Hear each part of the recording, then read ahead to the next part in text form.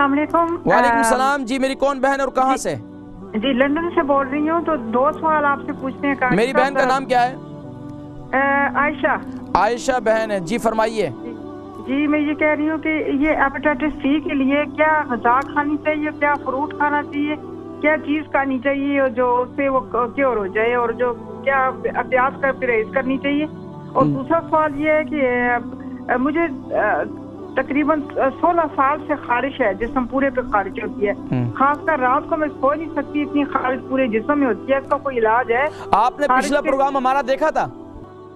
जी नहीं देखा। पिछला प्रोग्राम जो हमने खारिश पर ही किया था, एलर्जी पर किया था, यूट्यूब पर मौजूद होगा। इस्लाम चैनल की आप यूट्यूब देखिए, वहाँ पर मौजूद होगा। जी नहीं देखा मैंने। वो जरूर देखिएगा।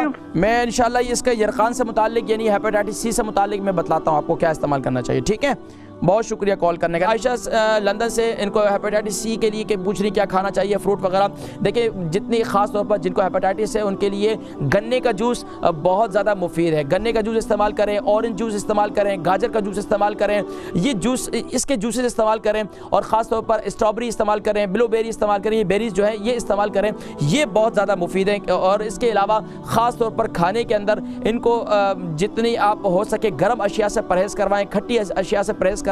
इसके साथ साथ ऑरेंज के जूस के अंदर, जैसे कि मैंने बहन को भी कहा, ऑरेंज के जूस के अंदर आप 1 चम्मच जो है कलौंजी का तेल इस्तेमाल करवाएं, तो इंशाल्लाह हेपेटाइटिस सी के लिए ये इंतहाई मुफीद है।